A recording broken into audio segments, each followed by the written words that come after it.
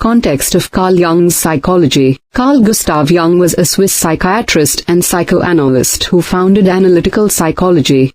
His work emphasizes the exploration of the unconscious, the integration of the personality, and the process of becoming a whole, authentic self. Key concepts include the psyche. Jung viewed the psyche as comprising the conscious ego, the personal unconscious, and the collective unconscious, shared archetypes and instincts. Individuation, the lifelong process of integrating all aspects of the psyche, conscious and unconscious, to achieve wholeness. The shadow, the repressed or hidden parts of the personality, including fears, desires, and unresolved traumas. Archetypes, universal patterns or symbols in the collective unconscious, such as the hero, the wise old man, or the animus. The quote could reflect Jung's belief that through self-awareness and integration, one can achieve a state of inner strength that renders external harm less impactful on the psyche. Interpreting the quote in Jungian terms, the phrase "nothing and nobody will ever hurt you again" suggests a state of psychological invulnerability or resilience. In Jungian terms, this could point to the outcome of individuation, where an individual confronts and integrates their unconscious fears,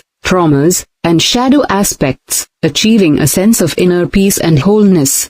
Let's break it down. Overcoming psychological wounds. Jung believed that much of human suffering stems from unresolved conflicts within the psyche, often rooted in the unconscious. Traumas, fears, or societal pressures can create psychic wounds that make individuals feel vulnerable to external harm, from nobody or nothing. By exploring the unconscious through methods like dream analysis, active imagination, or therapy, individuals can confront these wounds. For example, a person hurt by rejection might carry a deep fear of abandonment in their unconscious. Through Jungian analysis, they might uncover this fear, trace it to early experiences, and integrate it by accepting it as part of their psyche rather than letting it control them. Once integrated, the fear loses its power, and external rejections, from nobody, no longer cause the same level of pain. In this sense, the quote could imply that by healing internal wounds, one becomes less susceptible to being hurt by external forces. The role of the shadow. The shadow, in Jungian psychology, represents the parts of ourselves we deny or repress: anger, shame, or vulnerabilities.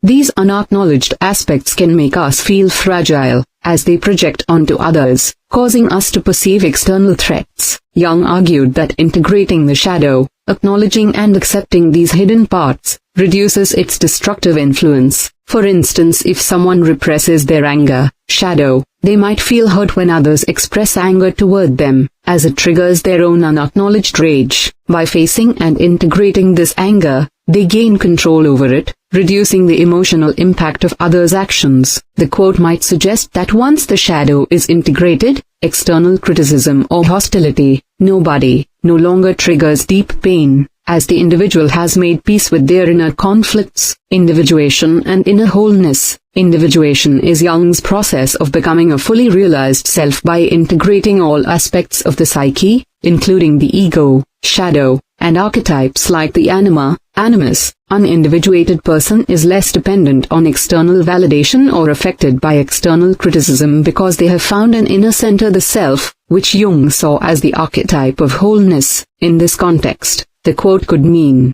an individuated person is no longer at the mercy of external events or people, nothing and nobody. They have developed a strong sense of self that acts as a psychological shield, not by avoiding pain but by processing it in a way that doesn't disrupt their inner balance. Transcending the ego's vulnerability. Jung emphasized that the ego, the conscious sense of self, is often fragile and reactive to external threats. By connecting with the deeper self, the center of the psyche, one transcends the ego's limitations. The self, in Jung's view, is connected to the collective unconscious and has a transcendent quality, making it less affected by mundane harms. The quote could reflect this transcendence, suggesting that when one aligns with the self, external events lose their power to cause lasting harm. This doesn't mean physical or emotional pain is eliminated, but that the individual has the inner resources to process and move beyond it. How this state is achieved. Jung proposed several methods for achieving the kind of psychological resilience implied by the quote. Dream analysis. Dreams are a gateway to the unconscious, revealing repressed emotions or unresolved conflicts. By interpreting dreams, individuals can uncover what makes them feel vulnerable and work toward healing. Active imagination, a technique where individuals engage with unconscious figures, for example, archetypes or shadow aspects, through creative visualization, allowing them to integrate these elements consciously. Confronting the shadow, acknowledging and accepting one's flaws, fears, or darker impulses rather than projecting them onto others. Symbolism and archetypes, engaging with universal symbols, for example, through art, myth, or religion, to connect with the collective unconscious and find meaning beyond personal pain. Therapy or self-reflection, working with a Jungian analyst or practicing deep self-reflection to uncover and integrate unconscious material. Through these practices, individuals can build a psyche that is less reactive to external harm, aligning with the idea that nothing and nobody will ever hurt you again. Limitations and realistic perspective. While the quote sounds absolute, Jung's psychology is not about invincibility in a literal sense. Jung acknowledged that suffering is part of the human condition, and no one is immune to pain or loss. Instead, the quote likely points to a psychological state where external harm doesn't destabilize one's core sense of self.